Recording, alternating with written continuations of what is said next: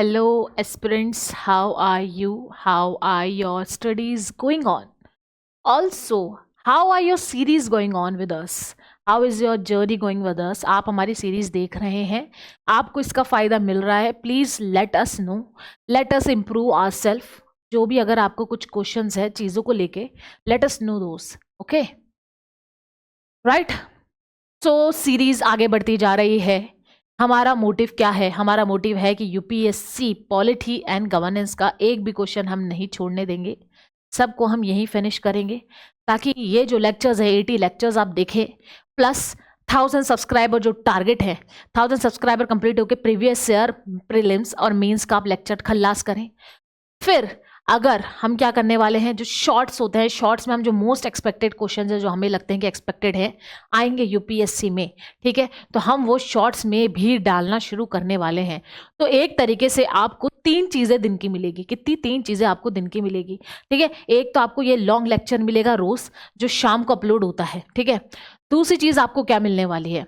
दूसरी चीज़ आपको मिलने वाली है कि शॉर्ट्स मिलने वाली, जिसके अंदर मोस्ट एक्सपेक्टेड क्वेश्चंस हम आपको वीडियो के थ्रू आपको शॉर्ट्स में डालेंगे.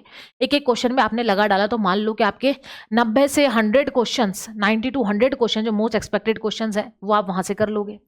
फिर हम लास्ट ईयर के 10 to 15 ईयर्स के पेपर प्रीलिम्स और मेंस यहाँ पे एनालाइज करके डालेंगे. ठीक है, तो अब आप देख लो आपका कितना पॉलिटी एंड गवर्नेंस, कितना तो छोड़ो, पूरा की पूरा पॉलिटी एंड गवर्नेंस यहाँ पे क्लियर हो गया. तो आपको अब समझ में आया किस तरीके से ये जो सीरीज है, self pace series advance version, आपके लिए बेनिफिशियल है, बहुत बेनिफिशियल है. नहीं समझ आता लोगों को कि कितना बेनिफिशियल है, but I will tell you it is very very very beneficial for all of you. अगर ये सीरीज पहले बनी होती तो people would be knowing, aspirants will be knowing, and actually में जो सीरियस एस्पिरेंट है they will know how special this series is. Secondly, हमने यहाँ पे कोई टाइम वेस्ट नहीं करा है, कोई कचरा नहीं डाला है, क्योंकि अगर आप देखोगे हमारे टाइमिंग ऑफ द लेक्चर्स तो आप देखना हमारी टाइमिंग बहुत छोटी है, 30-40 मिनट. ठीक है, अगर आप दूसरे कोचिंग्स की अगर आप टाइमिंग्स देखते हो जो डालते हैं, ठीक है, उनके आप टाइमिंग्स देखना अलग हैं, 2-2 घंटे 3-3 घंटे का एक एक लेक्चर है. हम नहीं चाहते आपको इतना रिटेन करना, क्योंकि यूपीएससी एस्पिरेंट का सबसे बड़ा जो हथियार होता है वो होता है टाइमिंग. ठीक है, टाइम को मैनेज करना यूपीएससी एस्पिरेंट का सबसे बड़ा हथियार होता है. ठीक है, और हम आपको वो टाइम वेस्ट नहीं करना चाहते. हम यहाँ पे सीधी बात, नो बकवास कर रहे हैं. कोई भी यहाँ पे बकवास हम नहीं करेंगे, सीधी पॉइंट पे आएंगे, जो पढ़ना है वो पढ़ेंगे, है ना. मुझे मतलब नहीं है कि मैं यहाँ पे लेक्चर को एक्सटेंड करूँ, मेरा वॉच टाइम बढ़ाऊँ, ये करूँ वो करूँ. मेरा यहाँ पे सिर्फ एक ही मकसद है कि जो भी यूपीएससी सीरियस एस्पिरेंट है, पॉलिटी एंड गवर्नेंस के 15 से 20 क्वेश्चन आते हैं, एक भी उसका क्वेश्चन नहीं छूटेगा. ठीक है, यहाँ पे बकवास करने में बैठी ही नहीं हूँ. जिसको यहाँ पे बकवास, जो प्लेटफॉर्म पे आगे बकवास कर रहे हैं, ये कर रहे हैं, मुझे मतलब नहीं है. मुझे सिर्फ यहाँ पे मतलब है बच्चों का भला हो, पॉलिटी एंड गवर्नेंस उनको आए और ज़्यादा से ज़्यादा ये प्लेटफॉर्म लोगों के पास पहुँचे. ठीक है, इसलिए मैं सब्सक्राइबर टारगेट कर रही हूँ, क्योंकि ये प्लेटफॉर्म सबके पास पहुँचना चाहिए. ठीक है, ऑल ओवर इंडिया में जो एस्पिरेंट्स है दे शुड नो कि how to actually handle polity and governance. अगर वो सेल्फ तैयारी कर रहे हैं तो उनके लिए ये जो कंटेंट है, this is the ultimate content. जैसे ही हमारी सीरीज कंप्लीट होगी, ये नोट्स भी हम प्रोवाइड करना शुरू कर देंगे आप लोगों को. ठीक है, you getting it guys. So we will be doing it. धीरे धीरे धीरे धीरे सारी चीज़ हो जाएगी. आपके पेपर से पहले ये सब कंप्लीट हो जाएगा, ये मेरी गारंटी है. ठीक है, और ये भी गारंटी है कि आपका एक भी पॉलिटी एंड गवर्नेंस का क्वेश्चन नहीं छूटेगा अगर आपने बहुत डेडिकेशन से सीरीज देखी. रोज़ रोज़ हम एक टॉपिक ला रहे हैं, रोज़ पढ़ो और बस हो गया आपका काम. ठीक है, तो आज हमारा टॉपिक, हमने बहुत सारी चीज़ें पढ़ रही है ऑलरेडी, हमारे लेक्चर्स हो गए. This is lecture number 17. या इट इज़ 17 लेक्चर्स. ठीक है, हमारे 16 लेक्चर्स जा चुके हैं. This is lecture number 17. अब देखो 16 लेक्चर्स हो गए हैं. It is all related to basic things like constitution और सिटीजनशिप. आप मैंने कहा था कि इंडिया डेवलप कर रहा है. इंडिया एक छोटा सा बच्चा था और बच्चे से वो डेवलप डेवलप डेवलप डेवलप करता जा रहा है. ठीक है, तो इंडिया बच्चे से जब डेवलप कर रहा है तो उसने क्या क्या चीज़ें अडॉप्ट करी कॉन्स्टिट्यूशन के अंडर, किस कंट्री से करी वो हमने देखा. बेसिक स्ट्रक्चर क्या था, जैसे इंडिया डेवलप करा वैसे जुडिशरी सिस्टम भी डेवलप करा, because judiciary is the ultimate saviour of the constitution of India. Right, so judiciary is also developing with India. ठीक है, India is also developing with judiciary. तो both are developing. Right, both are developing itself. धीरे धीरे हमने देखा कि judiciary के क्या रोल है, लेजिस्लेचर के क्या रोल है, एग्जीक्यूटिव क्या रोल है, पार्लियामेंट का क्या रोल है. ठीक है, we have done it all. Now what we are doing, मैंने ये चीज़ आपको बताई थी. अगर पहले लेक्चर्स देखोगे, सेंटर और स्टेट रिलेशंस, स्टेट और स्टेट रिलेशन. ठीक है, और मैंने ये बताया था कि सेंटर के पास क्या है, मोस्टली अथॉरिटी ऑफ पावर है. क्यों दी गई थी उस टाइम पे सेंटर को पावर? यूनियन ऑफ स्टेट क्यों कहा गया, फेडरेशन क्यों नहीं लिखा गया कॉन्स्टिट्यूशन के अंडर? क्यों नहीं लिखा गया?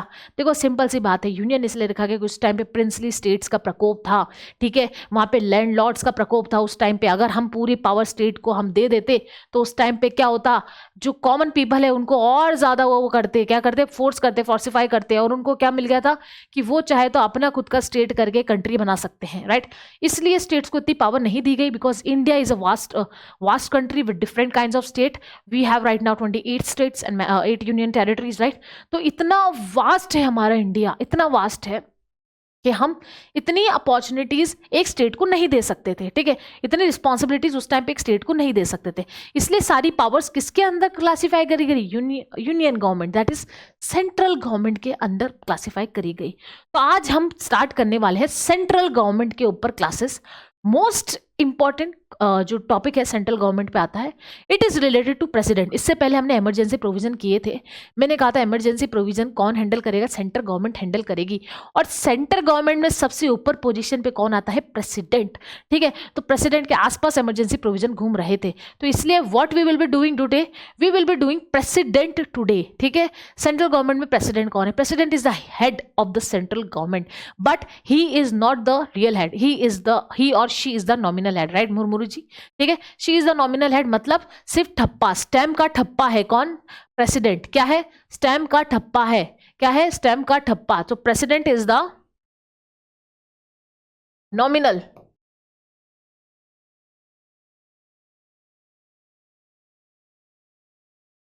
ठप्पा लगा दिया, नॉमिनल हेड है, स्टैम्प का ठप्पा लगा दिया। मतलब जैसे कि प्रेसिडेंट को आप मानो कि अपने पापा जी हैं, ठीक है, कि बस आपकी उसकी अथॉरिटी है, एक साइन की नीड है, तो हमारे पापा जी रियल अथॉरिटी कहाँ जाती है? मम्मा के पास जाती है। तो एक पापा जी जो है अपने, वो है यहाँ के प्रेसिडेंट, ठीक है। इनका सिर्फ काम क्या है? जो भी ऑर्डर्स आ रहे हैं उनको साइन करना, जो उनको काउंसिल ऑफ मिनिस्टर्स ने बोल दिया उसको अप्रूव करना, ठीक है, ये इनका काम है। और इनकी क्या क्या अथॉरिटीज़ है, क्या क्या इनकी ड्यूटीज़ है, क्या क्या इनकी पावर्स है, कहाँ क्या ये ऑथोराइज हैं, वो सब हम देखेंगे आज इस लेक्चर के अंदर। This lecture is going to be a little long, because president बहुत मोस्टली रिपीटेड क्वेश्चंस है, और इसकी जो पावर्स है, अथॉरिटी, वो बार बार रिपीट करता है यूपीएससी। तो इसलिए मैंने इसको बहुत क्रिस्प फॉर्म में और बहुत ही इंफॉर्मेटिव फॉर्म में यहाँ पे स्लाइड्स बनाई है, पीपीटी बनाई है, and I want you all to have a look on it. Okay, so let's get started. Central government में प्रेसिडेंट है, ठीक है। तो सबसे पहले प्रेसिडेंट का हम देखेंगे कि प्रेसिडेंट इंसान बनता कैसे है, ठीक है। कोई भी अगर आप पोस्ट देखते हो, जॉब देखते हो, कुछ भी देखते हो, तो आप क्या देखते हो? उसका क्राइटेरिया देखते हो कि किस तरीके से हम उस जॉब या उस पोस्ट को पा सकते हैं, राइट। तो इसलिए हम आज प्रेसिडेंट का सबसे पहले स्टार्टिंग में पढ़ेंगे इलेक्शन, कि प्रेसिडेंट का इलेक्शन कैसे होगा। इलेक्शन कैसे होता है? जब मैंने आपको कहा कि प्रेसिडेंट एक नॉमिनल हेड है दिखावे का, ठीक है, दिखावा, दिखावे का हेड है हमारा प्रेसिडेंट, ठीक है, नॉमिनल है, दिखावे का हेड है हमारा प्रेसिडेंट। तो दिखावे का क्यों है? क्योंकि इसके अंदर people of India directly involve नहीं है।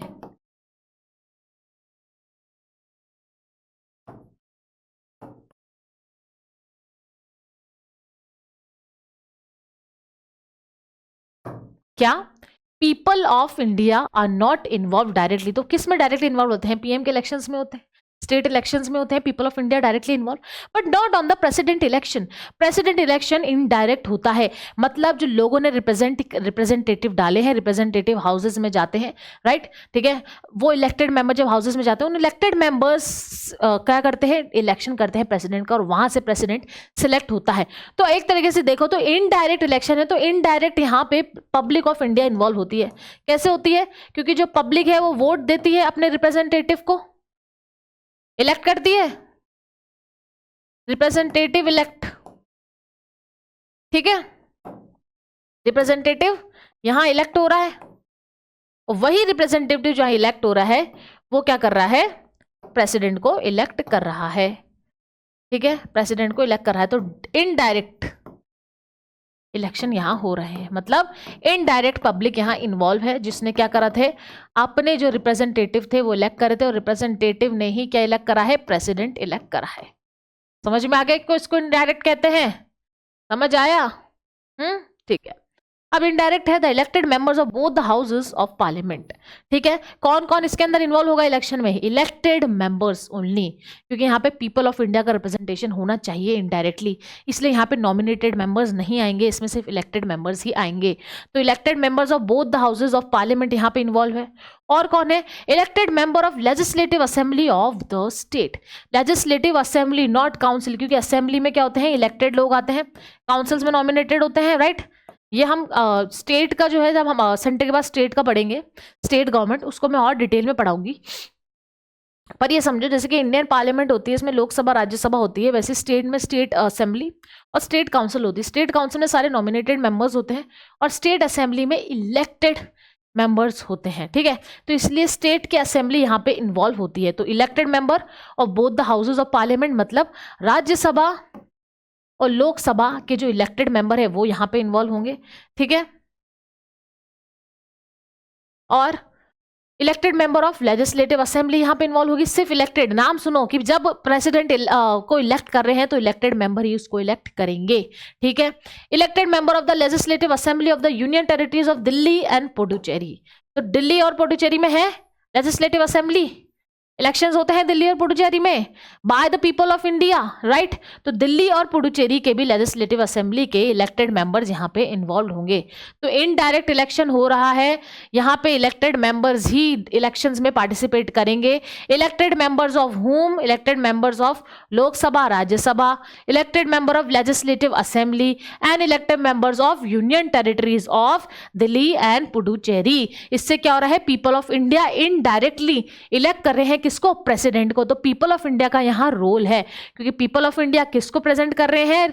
अपने रिप्रेजेंटेटिव को यहां पे डालते हैं, वो रिप्रेजेंटेटिव प्रेसिडेंट को इलेक्ट करता है। तो people of India indirectly involve in the election of the president. You got it?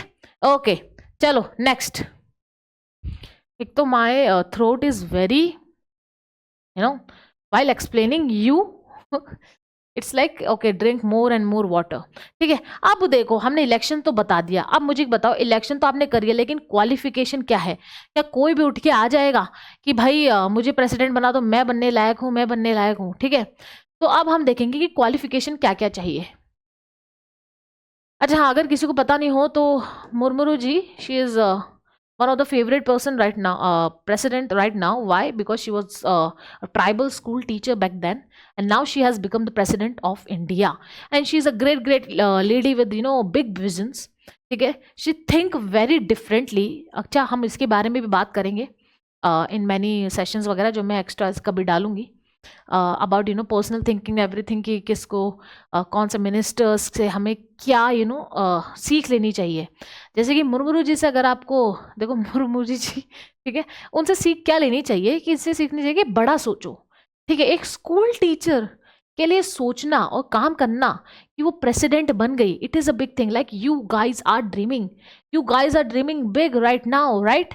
You want to be an IAS IPS officers, you want to be in central A to B grade services, right. तो आप जब इतना बड़ा सोचते हो guys, ठीक है, तो उसके लिए आपका जज्बा भी बड़ा होना चाहिए, जैसे मुर्मू जी का था। ठीक है, तो जज्बा बड़ा रखो, अपने आप चीज़ें अपने आप सीधे आपके पास फॉल होती जाएगी। यूनिवर्स ऐसा ही है। ठीक है, दिल से चाहो चीज़ें आ जाएंगी। तो जज्बा रखो, ठीक है, टेंशन मत लो, डिप्रेशन मत लो कि जब IAS IPS ऑफिसर आए तो ज़्यादा तो बाल आपके उड़ ही गए। ठीक है, हेल्थ की आपने पूरी हेल्थ एकदम से ख़राब कर लिया, फिर आप IAS IPS ऑफिसर बनोगे, तो इट विल नॉट मैटर। ठीक है, सो जस्ट लिसन कि अपना एक फिजिकल हेल्थ रखना भी बहुत इंपॉर्टेंट है। ठीक है, और मेंटल हेल्थ भी यहाँ रखना बहुत इंपॉर्टेंट है।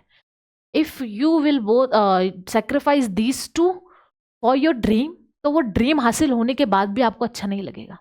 ठीक है, तो दोनों साथ में लेके चलो। ठीक है, रोज फिजिकल हेल्थ पे ध्यान दो, रोज मेंटल हेल्थ पे ध्यान दो। चलो let's move back to the qualification. Okay, qualification, oath and conditions of president Murmu ji. ठीक है, she was a school teacher, then she became a president of India, right. ठीक है, तो क्वालिफिकेशन क्या है? सबसे बेसिक क्वालिफिकेशन क्या है? कि उसको सिटीजन होना चाहिए इंडिया का। सिटीजनशिप पढ़ाया था कि कौन कौन लोग हैं जो सिटीजनशिप एक्वायर करते हैं, कैसे करते हैं, क्यों करते हैं, डेट्स वगैरह। जाओ पहले के लेक्चर देखो। ठीक है, आगे 35 ईयर्स ऑफ एज। देखो, इंडिया को एज से बहुत ऑब्सेशन है। इंडिया को लगता है कि अगर कोई इंसान एज है तो वो बहुत ज़्यादा समझदार होगा, ठीक है। तो एज ऑब्सेशन है तो इसलिए यहाँ पे एज डाल दिया है, कितना, 35 years of age. Next, no holding of office of profit, कोई ग्रीड नहीं होनी चाहिए। आप इतनी बड़ी ऑफिस पकड़ रहे हो, ठीक है, तो उसमें आप ग्रीड नहीं डाल सकते कि आप ऑफिस ऑफ प्रॉफिट करो, इतना बड़ा आपको ओहदा मिला है, you should be serving the nation, not the greed, right. Next, 50 electors at proposers and 50 electors at second, मतलब जब इसका नाम प्रेजेंट करा गया, प्रेसिडेंट का नाम, जब प्रेसिडेंट का नाम प्रेजेंट किया गया तो 50 इलेक्टर्स उस टाइम पे होंगे और 50 इलेक्टर उसको बैक सपोर्ट कर रहे होंगे, ठीक है, उसको इलेक्टर को, ठीक है। तो इसमें क्या है, 50 इलेक्टर्स है, 50 सेकेंडर्स हैं, ठीक है, ये देख लिया आपने। Next, security deposit of 15,000 in RBI by the candidate. अब बताओ 15,000 क्यों रखे हैं? 15,000 तो एक चिल्लड़ अमाउंट है, एक अगर पॉलिटिक्स को देखा जाए तो इसलिए रखा, देखो अमाउंट इसलिए रखा जाता है ना, अगर आप देखो कि मैं रोज सुबह गार्डन में वॉक करने जाती हूँ, राइट, तो हम जो कॉलोनी है, सेंट्रल गार्डन है, it is a very beautiful garden, that's why I was saying कि physical health is very very important, ठीक है। तो when we go for a walk in the morning, they know कि colony वाले आएंगे and they will walk and they will go and they know कि हम कचरा वगैरह नहीं फैलाते, we all are walking there because हमारी कॉलोनी का ही तो गार्डन है, उसको क्लीन रखना हमारी जिम्मेदारी है, we are Indian citizen, fundamental duties, go guys check the video, ठीक है। तो हमारी फंडामेंटल ड्यूटीज है, but on the same time क्या होता है, जो लोग फ्री होते हैं उन्होंने सोचा चलो आसपास में गार्डन है, चलो यहीं बैठ के हम हमारा कचरा वगैरह फैलाते हैं, खाना वाना खाते हैं, फेंका फाकी करते हैं। तो हमारे गार्डन वालों ने क्या करा, एक आइडिया पे आए कि एट अ सर्टेन टाइम, मतलब 10 बजे बाद अगर कोई भी गार्डन पे आता है तो उसको एक अमाउंट देना पड़ेगा 20 से 30 रुपए, ठीक है। इससे जो अनवांटेड लोग हैं, जो एक्चुअली में कचरा फैलाएंगे, जो टाइम वेस्ट करेंगे, जो गार्डन को सत्यानाश करेंगे, उन लोगों का आना बंद हो जाएगा। तो वैसे ही यहाँ पे 15,000 डिपॉजिट लगा दिया आरबीआई से कि फालतू का टाइम वेस्ट नहीं करना है, ठीक है। इतना बड़ा इलेक्शन है, उसमें हम फालतू के कैंडिडेट्स नहीं रखना चाहते, तो इसलिए उन्होंने एक 15,000 का आरबीआई में डिपॉजिट बना दिया और इसमें एक कंडीशन लगा दी कि अगर आपको 1/6 वोट नहीं मिले तो आपको ये डिपॉजिट वापस नहीं मिलेगा, या आरबीआई 45 कर लेगा। समझ में आ गया? ये कंडीशन भी लगानी जरूरी थी ताकि कोई भी ऐरा गहरा ऐसा नहीं बोले मैं प्रेसिडेंट के लिए खड़ा हो रहा हूँ। तो क्या हो रहा है, इससे क्या हो रहा है, डिग्रेड हो रही है वैल्यू और रिसोर्सेज वेस्ट हो रहे हैं, ठीक है। तो इसलिए ये चीज को डिसकंटिन्यू करने के लिए पैसा लगा दिया कि 15,000 आप डाल दो, प्लस अगर 1/6 आपको वोट नहीं मिलते हैं तो आपको डिपॉजिट वापस नहीं मिलेगा, it will be forfeit, okay. चलो अब ओथ्स पे आते हैं कि अगर प्रेसिडेंट बन गए तो उनकी क्या ओथ्स है। ओथ्स क्या है, पीपीडी ओथ है, याद रखना, preserve, protect and defend the constitution and the law, ठीक है। PPD preserve, protect and what, and defend the constitution and the law of India, ठीक है। पीपीडी से याद कर लेना शॉर्ट फॉर्म। और क्या है, administered by the chief justice. अब मैंने कहा था कि ओथ्स का, अगर आप मेरे लेक्चर्स देखते होंगे तो आपको पता होगा, ओथ्स का मैंने बोला था कि अगर आप ओथ्स या रेजिग्नेशन दे रहे हो, या तो आपके एक लेवल अप होगा या एक लेवल हल्का सा डाउन होगा, आप उसी को क्या दोगे, अपने बहुत से ओथ्स दोगे या अपना रेजिग्नेशन दोगे, ठीक है। तो आप देखोगे कि प्रेसिडेंट की जो ओथ्स है वो कौन ले रहा है, chief justice of India, it is also a highest authority. President के बाद अगर देखी जाए, ठीक है, तो हाईएस्ट अथॉरिटी कौन सी आती है, चीफ जस्टिस ऑफ इंडिया की आती है, राइट। और चीफ जस्टिस ऑफ इंडिया ही इसकी ओथ, इनकी ओथ क्यों लेते हैं, क्योंकि इनका काम क्या है, प्रिजर्व, प्रोटेक्ट व्हाट, कॉन्स्टिट्यूशन, और हमारा लॉ मतलब जुडिशरी, जो मैंने आप बताया हुआ आपको, it is the ultimate protector of the constitution as well, ठीक है। तो इनकी ओथ भी कौन एडमिनिस्टर करेगा, chief justice of India, because इन दोनों का सेम ही पर्पस है। और अगर वो एब्सेंट है चीफ जस्टिस ऑफ इंडिया तो कोई भी सीनियर मोस्ट सुप्रीम कोर्ट जज अवेलेबल उनकी ओथ्स लेगा। समझ में आ गया आपको ये दो चीजें, ठीक है। सबसे पहले PPD, preserve, protect and defend the constitution and the law, वही सेम काम है चीफ जस्टिस ऑफ इंडिया। अगर वो एब्सेंट है तो क्या करेगा, सीनियर मोस्ट सुप्रीम कोर्ट जज अवेलेबल। चलो अब इसकी कंडीशंस देखते हैं, ठीक है, कि अगर किसी को प्रेसिडेंट बनना है तो उसकी क्या क्या कंडीशंस है, क्या क्या उसको पर्क्स मिले हुए हैं, क्या क्या कंडीशंस होती हैं किसकी, प्रेसिडेंट की क्या पर्क्स हैं, क्या कंडीशंस हैं, ठीक है, ठीक है। सबसे पहले कंडीशन क्या है, he should not be a member of either house of the parliament, और अगर वो उसका मेंबर है तो उसको वो सीट वैकेंट करनी है, ठीक है। And before entering upon his office as a president. ऐसा क्यों किया गया कि आपको पार्लियामेंट के मेंबर से हटाया गया, बिकॉज गाइस आप अगर लोकसभा और राज्यसभा में किसी के पास हो तो आप बायसनेस क्रिएट करना शुरू कर दोगे, ठीक है, आप अपनी पार्टी की तरफ बायसनेस करना शुरू कर दोगे। President is not a post for biasness and greed. That's why अगर आप एक प्रेसिडेंट बनते हो तो आपको यहाँ से एक अपनी सीट गायब करनी है। क्यों? क्योंकि हम आपको एज अ प्रेसिडेंट देखते हैं, as a representative of both what, both elected government and opposition government and other parties, उन सबको आप एक को रिप्रेजेंट कर रहे हो, president of India, not a president of one party, you are presenting president of India. That's why you have to vacant the post of what, of the parliament, ठीक है, to show how big your post is, right? Next, he is entitled to such emolument, allowance, privilege as may be determined by the parliament which cannot be diminished during the term of office। और इनके privilege, salary, पैसा, ये सब कौन determine करेगा? Parliament करेगा। पर इनके इनका नुकसान ना करे, मतलब जैसे ड्यूरिंग इस डिमिनिश, मतलब इसको हम कम नहीं कर सकते, ठीक है। पहले वाले की 2 लाख रुपया पार्लियामेंट वाले, चलो हम तो 1 लाख करें, इसको डिमिनिश नहीं कर सकते as per the term of office, ठीक है। पार्लियामेंट ये नहीं कर सकती, पर डिटरमाइन तो वही करेगी, ठीक है। Next, he is immune from any criminal proceeding even in personal act can not be arrested और इम्प्रिजन, ठीक है। आप लोगों को लगता है भाई ऐसा क्यों है, उसने क्रिमिनल,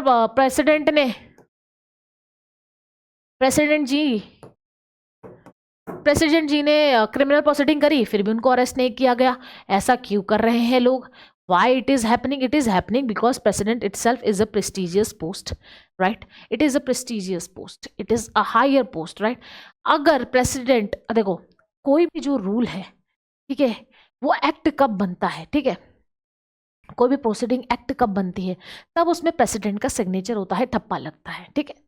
पहली चीज तो ये मानो कि उनकी इंपॉर्टेंस इसी से पता चलती है कि अपना इंडिया थम जाएगा अगर प्रेसिडेंट को कुछ भी होता है, क्योंकि कोई भी एक्ट बनेगा तो उसके लिए प्रेसिडेंट का थप्पा चाहिए, ठीक है। नेक्स्ट, और क्या चीज है, प्रेसिडेंट और किस लिए इंपॉर्टेंट होता है? प्रेसिडेंट रिप्रेजेंटेटिव होता है इंडिया का, हेड ऑफ इंडिया, एक बहुत ही प्रेस्टिजियस पोस्ट होती है, ठीक है। तो अगर प्रेसिडेंट को कुछ भी बीच में रुकावट हुई तो इंडिया के लिए एक तरीके से नॉन डिग्निफाइंग सिचुएशन आ जाएगी, ठीक है, इज्जत वाली बात खराब हो जाएगी, ठीक है। तो एक वो चीज़ आ गई, ठीक है। और एक चीज़ क्या आ गई कि कोई भी प्लान और प्लॉटिंग कर सकता है प्रेसिडेंट के अगेंस्ट, ठीक है, इसलिए वो क्रिमिनल प्रोसीडिंग बना सकता है। तो इसलिए क्रिमिनल प्रोसीडिंग से उनको क्या करा गया है, इम्यून रखा गया है, ठीक है। Immune from in personal can not be arrested और इम्प्रिजन, ठीक है। तो अब प्रेसिडेंट को इसलिए इम्यून रखा गया, पहले तो उनको पता ही है कि अगर उनका लास्ट में क्या लगेगा, ठप्पा लगेगा, कोई भी एक्ट बनेगा तो, ठीक है, चाहे वो स्टेट हो, चाहे वो अगर स्टेट ने अगर रिजर्व करा होगा प्रेसिडेंट के लिए तो उनका थप्पा लगेगा, स्टेट रुक जाएगी, पूरा इंडिया रुक जाएगा, समझ में आ गया। तो इसलिए उनको क्रिमिनल प्रोसीडिंग से हमने क्या कर रखा है, इम्यून कर रखा है। बट एक चीज़ है, लूप होल क्या है, कि सिविल प्रोसीडिंग से नहीं कर रखा, ठीक है, सिविल प्रोसीडिंग से नहीं कर रखा, और सिविल प्रोसीडिंग उन पर चल सकती है, लेकिन उसके लिए उनको 2 महीने पहले का नोटिस देना पड़ेगा। कितने महीने पहले का? 2 महीने पहले का नोटिस देना पड़ेगा, ठीक है। तो अब आपको समझ में आया कि कंडीशंस क्या क्या है ना। मेंबर है तो मेंबर से हट जाओ आप, ठीक है। अलाउंसेस कौन करेगा? पार्लियामेंट करेगा, ठीक है। क्रिमिनल प्रोसीडिंग है तो अभी अरेस्ट और इम्प्रिजन नहीं हो सकता पर्सनल एक्ट्स के लिए, लेकिन अगर सिविल प्रोसीडिंग है तो 2 महीने का नोटिस देके हो सकते हैं, ठीक है। टर्म क्या है प्रेसिडेंट का? 5 years टर्म्स है। रेजिग्नेशन किसको देंगे? वाइस प्रेसिडेंट को। मैंने बोला था कि रेजिग्नेशन एक पोस्ट अप या एक पोस्ट डाउन को ही देते हैं, तो पोस्ट डाउन क्या है? वाइस प्रेसिडेंट की है। री election any number of time, ठीक है। यूएसए में क्या है, री इलेक्शन आपका फिक्स्ड है, लेकिन यहाँ पे ऐसा फिक्स नहीं है, any number of time you can be री इलेक्टेड, ठीक है। क्या ट्राइबल बैकग्राउंड से भी कोई प्रेसिडेंट बन सकता है?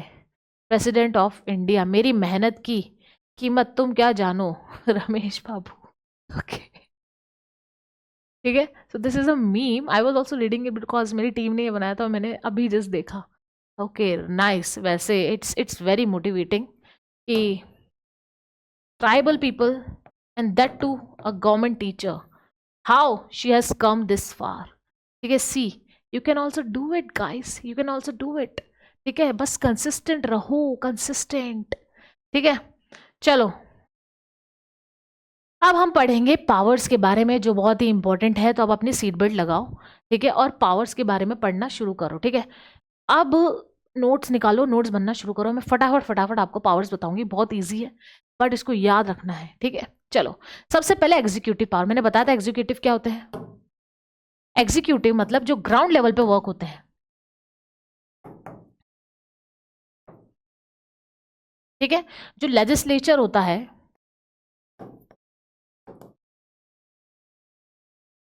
ठीक है, जो लेजिस्लेचर होते हैं, जो रूल्स रेगुलेशंस एक्ट्स स्कीम्स ये जब निकालते हैं, उसको जब ग्राउंड लेवल पे जो वर्क करवाते हैं, ठीक है, ग्राउंड लेवल पे कौन वर्क करवाता है? PM, councils of ministers, other administrative machineries. आप भी किस में आते हो? एग्जीक्यूटिव में ही आते हो, आईएएस वगैरह, है ना? तो इसके ऊपर प्रेसिडेंट की क्या क्या पावर है वो हम पढ़ेंगे, ठीक है। ग्राउंड लेवल वर्क जो ये लोग करते हैं, इनके ऊपर एग्जीक्यूटिव पावर क्या है प्रेसिडेंट की, हम वो करेंगे। सबसे पहले क्या है? Appoints PM and other minister as the hold office under his pleasure, ठीक है। प्राइम मिनिस्टर को और अदर मिनिस्टर्स को होल्ड ऑफिस कौन करता है? प्रेसिडेंट करता है, और उनके प्लेजर के अंडर ही ये होल्ड ऑफिस करते हैं, ठीक है। क्या? उनके प्लेजर के under, they don't have a fix term, they hold office under the pleasure of the president. याद रखना, under the pleasure of president. कोई बोले फिक्स टर्म ऑफ पीएम, ये no no no, he only holds office under the pleasure of the president. याद रखना guys, ठीक है। Appoints attorney general of India, determine his और her remuneration. Attorney general of India one of the important post, ठीक है। जितने भी cases होते हैं किसके? सेंट्रल लेवल के, ठीक है, लॉ रिलेटेड, तो वो कौन करता है? Attorney general of India handle करता है, और उसको भी कौन अपॉइंट करता है? प्रेसिडेंट अपॉइंट करता है। प्लस उसकी जो रिम्यूनरेशन है वो भी यही डिफाइन करते हैं। और क्या है? और बहुत सारे पोस्ट को अपॉइंट करते हैं जो क्या करते हैं? एग्जीक्यूटिव लेवल पे वर्क करते हैं। जैसे कि क्या है? Computer auditor general of India audit करते हैं, जो उनका जो हेड होता है, ठीक है। चीफ इलेक्शन कमिश्नर जो इलेक्शन करवाते हैं, और अदर इलेक्शन कमिश्नर, इनको भी अपॉइंट कौन कर रहा है? प्रेसिडेंट अपॉइंट करना है। Chairman of UPSC, chairman of finance commission, governor of state, इनको भी कौन अपॉइंट करना है? प्रेसिडेंट ही अपॉइंट कर रहा है, ठीक है। Can appoint commission to investigate condition of SC ST backward class, इसके लिए भी कमीशन ये अपॉइंट कर सकते हैं। अपॉइंट इंटर स्टेट काउंसिल भी है, इंटर स्टेट काउंसिल भी मैंने बताया था स्टेट टू स्टेट रिलेशन में, इंटर स्टेट काउंसिल वो भी यही अपॉइंट करते हैं। Can directly administer union territories through administrator appointed by him, union territories को ये एडमिनिस्टर करते हैं, और उसको अपॉइंट कौन करता है? एडमिनिस्टर को ये खुद, प्रेसिडेंट जी। और क्या है? किसी भी एरिया को ये शेड्यूल एरिया भी डिक्लेयर कर सकते हैं। So these are the executive power which is held by the President of India. You getting my point? तो these are the executive power, मैं executive powers, fine. अब जो नेक्स्ट हम देखने वाले हैं, एग्जीक्यूटिव आपने देख लिया, एग्जीक्यूटिव पता ही है, ग्राउंड लेवल जो वर्क करते हैं, जैसे कि PM, council of ministers and other administrative authorities, ठीक है, उनको ये हैंडल करते हैं एग्जीक्यूटिव पावर्स, ठीक है। नेक्स्ट क्या आते हैं? नेक्स्ट आते हैं हमारे legislative power regarding to bills. अब लेजिस्लेचर का रोल्स क्या होता है? लेजिस्लेचर का रोल क्या होता है? बिल्स, एक्ट्स, लॉज, इनको फॉर्मुलेट करना।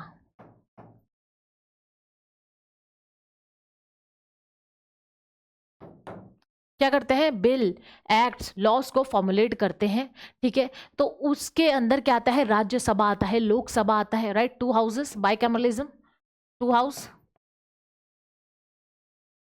राज्यसभा, लोकसभा, राइट। तो ये टू हाउसेस जो हैं उसके ऊपर इनके पास क्या पावर है? प्रेसिडेंट के पास, ठीक है, वो देख रहे हैं हम। क्या है? Prior permit needed for introduction of certain bills like, अब देखो प्रायर परमिट चाहिए किसकी? प्रेसिडेंट की, कुछ बिल्स इंट्रोड्यूस करने के लिए। किसको? पार्लियामेंट को, ठीक है, लेजिस्लेचर को। क्या है? Bills involving expenditure from the consolidate fund of India, मतलब कंसोलिडेट फंड ऑफ इंडिया में, जैसे एग्जाम्पल मनी बिल। क्या? Money bill. मनी बिल क्या करता है? टाइप्स ऑफ बिल्स में मैंने पढ़ाए हुए हैं, पहले की क्लासेस जाके देखो। मनी बिल्स हैं, ठीक है, वो कब इंट्रोड्यूस होंगे? प्रेसिडेंट के अप्रूवल के बाद ही वो इंट्रोड्यूस हो सकते हैं टू हाउसेज में। समझ में आ गया? और क्या है? ऑल्टरेशन ऑफ बाउंड्रीज और क्रिएशन ऑफ न्यू स्टेट्स, ये भी मैंने पढ़ाया हुआ है, लेक्चर में जाके देखो। किसके पास होती है? अल्टीमेट पावर पार्लियामेंट के पास होती है, कि वो किसी भी स्टेट को अल्टर कर सकता है, कट कर सकता है, दो स्टेट्स को मिला सकता है, ठीक है। लेकिन ये करने से पहले उनको किसकी अथॉरिटी चाहिए? प्रेसिडेंट की अथॉरिटी चाहिए, ठीक है। प्रेसिडेंट की परमिट चाहिए उस बिल के ऊपर, भले ये सिंपल मेजॉरिटी से पास होता हो, लेकिन इसकी प्रेसिडेंट की अथॉरिटी इस पर लगेगी, ठीक है। यही लेजिस्लेटिव पावर बताता है प्रेसिडेंट की। और क्या है? बिल अगर प्रेसिडेंट को प्रेजेंट होते हैं तो प्रेसिडेंट के पास क्या क्या ऑप्शन है, ठीक है। सबसे पहला ऑप्शन क्या है, गिव असेंट। प्रेसिडेंट का सबसे बड़ा ही काम है giving the assent to the bill. ठीक है, कोई भी बिल को वो असेंट देंगे और वो बिल क्या बन जाएगा, एक्ट बन जाएगा। क्या, बिल को एक्सेप्ट करा किसने, प्रेसिडेंट ने, तो एक्सेप्ट करके क्या बन जाएगा, एक्ट बन जाएगा।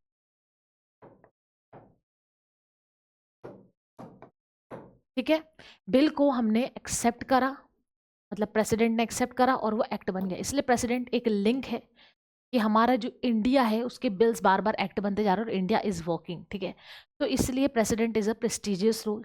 तो उनके पास एक सबसे पहले जो काम है वो क्या है कि गिव एक्सेंट। और दूसरी चीज क्या कर सकते हैं, वो एसेंट को रोक सकते हैं, विथहोल्ड कर सकते हैं कुछ टाइम के लिए, कि उनको समझ नहीं आ रहा है कि अभी मैं एक्सेंट दूं या ना दूं या रिटर्न करूं, तो उस टाइम पे वो थोड़े दिन के लिए उसको होल्ड कर सकते हैं बिल को। और क्या है, रिटर्न द बिल, बिल को रिटर्न कर सकते हैं एक्सेप्ट मनी बिल। क्यों, क्योंकि मनी बिल के ऊपर तो उन्होंने पहले ही क्या दे रखा है, परमिट दे रखा था, देखा था, परमिट दे रखा है मनी बिल पे, तो इसलिए वो मनी बिल को रिटर्न नहीं कर सकते। बट इफ बिल, लेकिन अगर मनी बिल के अलावा कोई और बिल है पार्लियामेंट में, स्टेट में नहीं, पार्लियामेंट की बात कर रही हूँ। ठीक है, अगर पार्लियामेंट ने कोई और दूसरा बिल है रिगार्डिंग मनी बिल, तो उनको एक्स करना ही है। ठीक है, मनी बिल को वो नहीं रिजेक्ट कर सकते क्योंकि उन्होंने पहले ही परमिट दे दी है मनी बिल के लिए। लेकिन मनी बिल के अलावा अगर कोई दूसरा बिल है जो उनके पास पास हो रहा है, तो प्रेसिडेंट, और वो वापस से पास हुआ, मतलब एक बार पास हुआ रिटर्न कर दिया बिल की, मुझे समझ नहीं आया, वापस से पार्लियामेंट ने पास करा प्रेसिडेंट को, तो प्रेसिडेंट को क्या करनी पड़ेगी, असेंट देनी पड़ेगी। मतलब अगर बिल सेकंड टाइम प्रेजेंट हुआ है प्रेसिडेंट को थ्रू पार्लियामेंट, क्या, second time present through parliament, तो प्रेसिडेंट विल गिव असेंट। समझ में आ गया, पार्लियामेंट को उसको मान करना ही पड़ेगा, ASSENT। ठीक है, समझ में आ गया, असेंट देना पड़ेगा।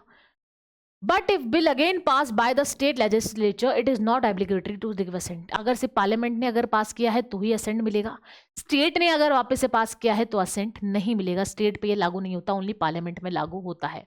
ठीक है, और क्या है, और पावर्स देखिए आपने, एग्जीक्यूटिव देख ली, लेजिस्लेचर देख ली, चलो अब और लेजिस्लेचर पावर्स देखते हैं, और क्या लेजिस्लेचर पावर्स हैं इनके पास। ठीक है, सबसे पहले summon a joint meeting of both the houses. जब जॉइंट सिटिंग होती है, जॉइंट सिटिंग, जब राज्यसभा लोकसभा के बीच में टकराव होता है, ठीक है, बिल्स को लेके, तो जॉइंट सिटिंग होती है और उसको कौन समन करता है, प्रेसिडेंट। ठीक है, next, he can appoint any member of the Lok Sabha Rajya Sabha to preside when the office of speaker deputy speaker chairman fall vacant. अब देखो वैकेंट, ये वर्ड देखना, वैकेंट का मतलब है गायब, एब्सेंट नहीं है यहाँ पे, क्या है, वैकेंट। एब्सेंट होता है तो कमिटी होती है वो बैठती है, वो प्रिसाइड करती है। ठीक है, लेकिन वैकेंट का मतलब है भाई अब वो सीट में कोई नहीं आएगा, अब इलेक्शन के थ्रू ही आएगा, वो वैकेंट हो चुकी है सीट। ठीक है, गायब हो चुके हैं लोग। तो अगर वैकेंट होता है, किसको, स्पीकर को, डेप्यूटी स्पीकर को, चेयरमैन को, या डेप्यूटी चेयरमैन को अगर वैकेंट होता है, तो उस पे कौन प्रिजाइड करेगा, राज्यसभा पे लोकसभा पे, वो कौन अपॉइंट करेगा, प्रेसिडेंट ऑफ इंडिया। बट याद रखना वर्ड, मैं बार बार बोल रही हूं, याद रखना, ओनली वैकेंट वर्ड।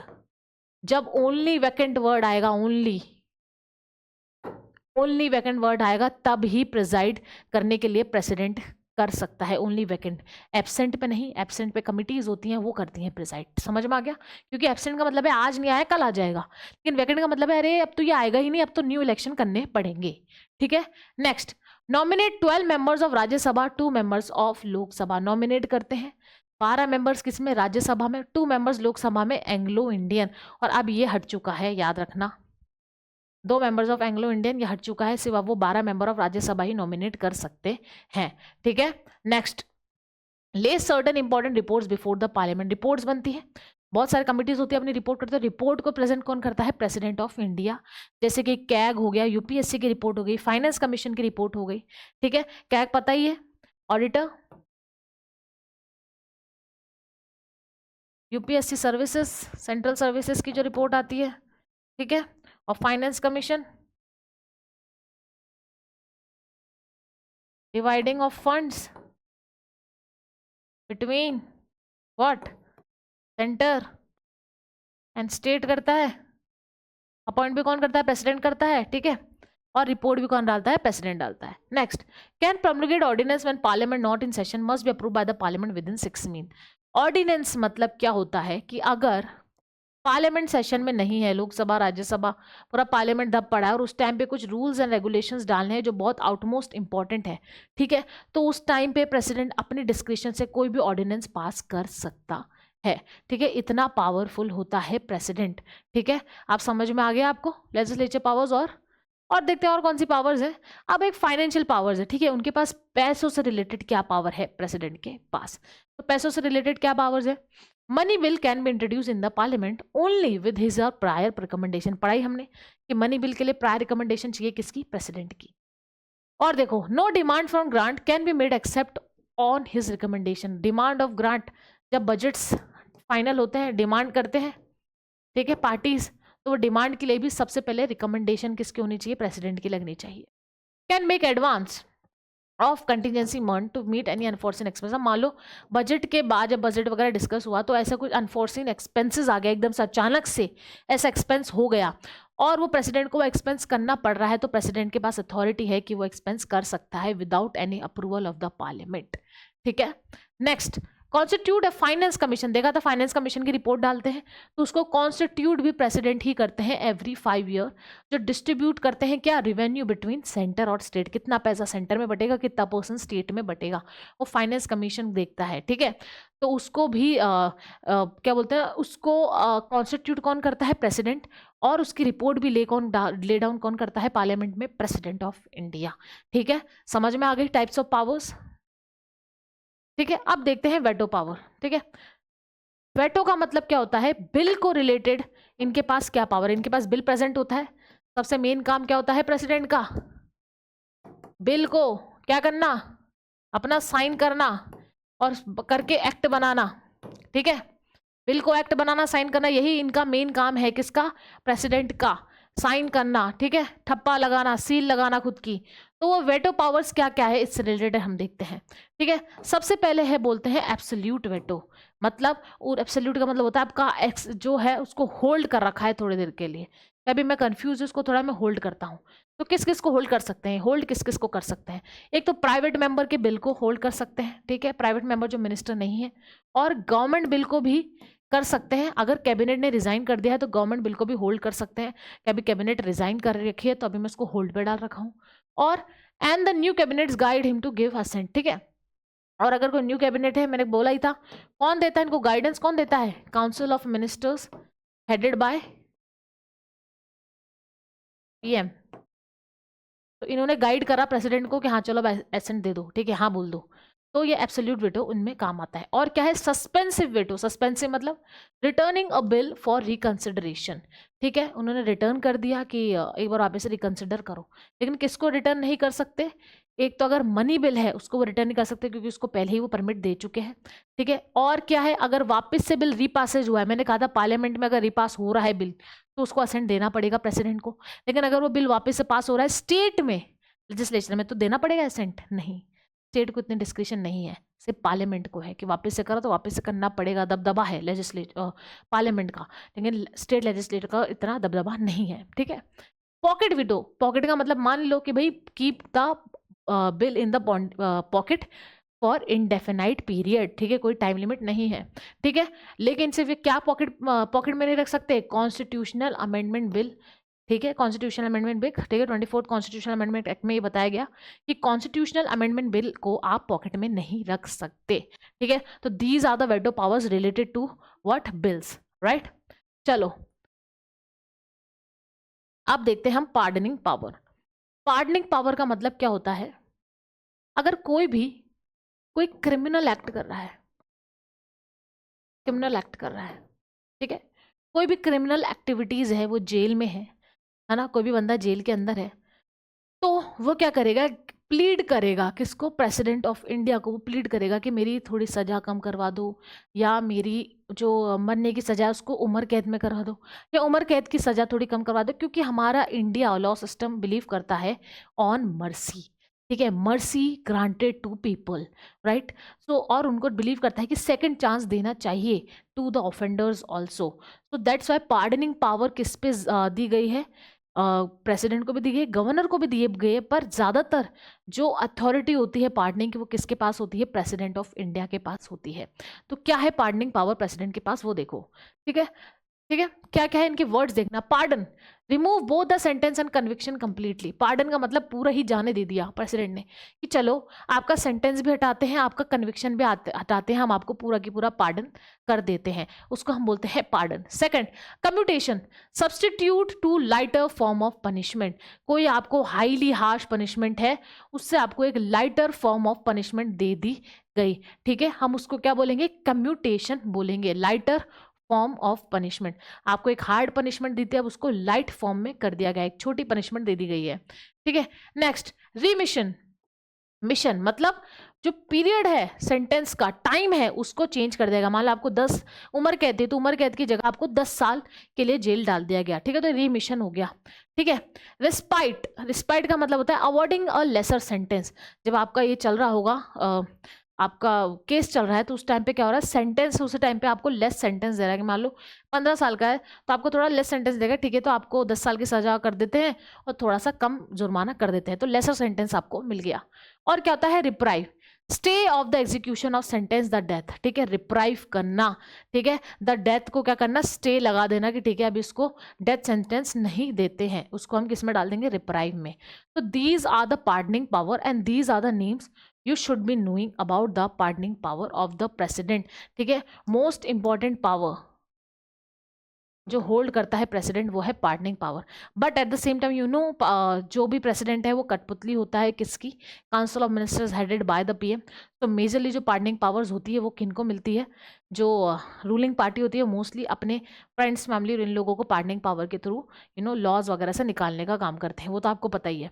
तो पार्डनिंग पावर इंपॉर्टेंट है, और इसलिए भी इंपॉर्टेंट है क्योंकि प्रेसिडेंट को ये एक तरीके का एज देता है, डिफ्रेंशिएट करता है कि Y president is president.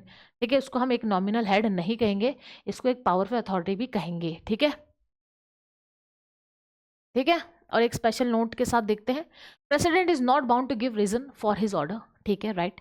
President को कोई भी बाउंड नहीं करता है कि उसने जो ऑर्डर दिया है उसका वो रीजन बताए कि मैंने ये ऑर्डर क्यों दिया। ठीक है, except emergency situation, not subject to judicial review. ठीक है, अगर उन्होंने कोई ऑर्डर दिया है regarding their power, regarding their executive power, legislative power, pardoning power, ठीक है, रिगार्डिंग देयर वेटो पावर, तो उनको वो क्या नहीं कर सकते, जुडिशियल रिव्यू के लिए नहीं है, एक्सेप्ट इमरजेंसी। इमरजेंसी पावर में है, मैंने पढ़ाया था, चैप्टर पढ़ो। ठीक है, if earlier petition for mercy has been rejected by the president, stay cannot be obtained by filing another petition। ठीक है, मर्सी अगर कोई मांग रहा है और वो पिटिशन कैंसिल हो गई है, ठीक है, तो उसको बार बार क्या नहीं कर सकते, बार बार भेज नहीं सकते, बार बार अनदर पिटिशन फाइल नहीं कर सकते। ठीक है, तो ये कुछ वर्ड्स हैं जो मैं आपको बोल रही हूँ कि ये याद रखना। ठीक है, not subject to judicial review, इनकी पावर्स, ठीक है, याद रखना पावर्स नहीं है जुडिशियल रिव्यू के अंदर। लेकिन अगर इमरजेंसी वाले जो आता है सिचुएशन, पिछले लेक्चर में देखना, वो है जुडिशियल रिव्यू में। ठीक है, ये नहीं है, पावर्स वगैरह नहीं है। ठीक है, चलो अब देखो, सबसे बड़ी चीज है, आपने देख लिया कि प्रेसिडेंट क्या है ना, प्रेसिडेंट की पावर्स क्या है। ठीक है, सब कुछ देख लिया।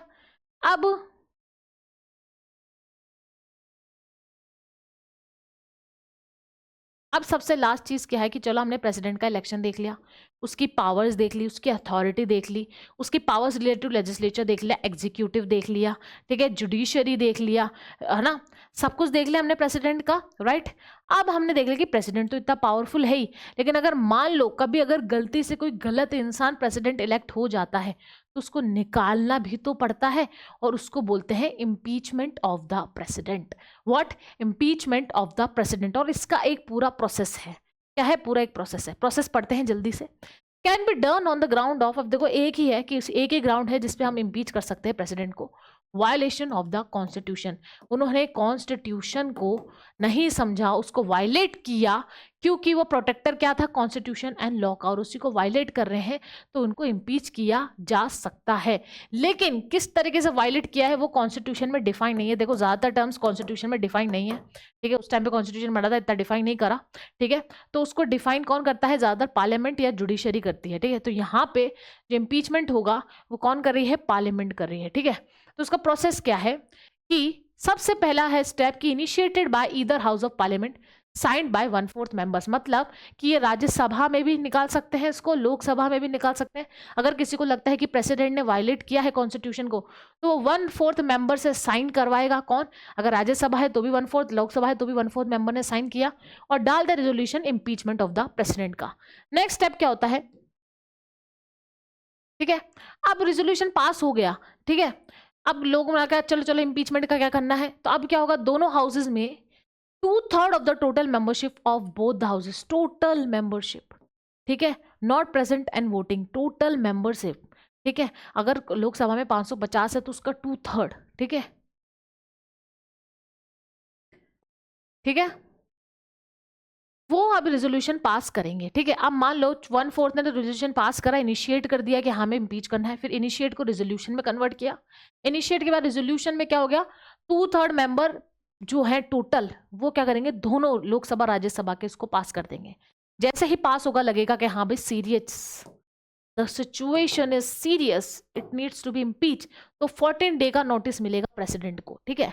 फिर 14 डे के नोटिस के बाद इन्वेस्टिगेशन होगा, किसके ऊपर, प्रेसिडेंट के ऊपर, ठीक है। इन्वेस्टिगेट हुआ, फिर प्रेसिडेंट अगर इन्वेस्टिगेट के निकला, सही निकला कि हाँ इनको तो निकालना चाहिए, तो प्रेसिडेंट को उस इन्वेस्टिगेशन के में निकाल दिया जाएगा, और प्रेसिडेंट के पास सिर्फ एक राइट है कि हाँ जब ये इन्वेस्टिगेशन चलेगी तो उनके पास राइट टू अपीयर है, ठीक है। तो इस तरीके से इम्पीचमेंट का प्रोसेस होता है। 1/4 मेंबर ने साइन किया, फिर 2/3 total membership of both the houses ने बोल दिया कि हाँ रेजोल्यूशन पास हो गया, 14 डे का नोटिस मिला, उनके ऊपर जो भी अदर हाउस है, जैसे कि मान लो अगर लोकसभा ने इसको इनिशिएट किया तो राज्यसभा इसको इन्वेस्टिगेट करेगी, अगर राज्यसभा ने इसको इनिशिएट किया तो लोकसभा इसको इनिशिएट करेगी, ठीक है, अपोजिट हो जाएगा, ठीक है।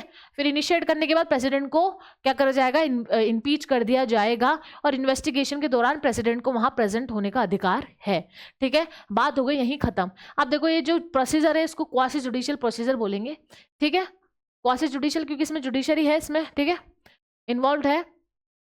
क्वासी जुडिशियल का मतलब होता है जिसके अंदर judicial laws and regulation, judiciary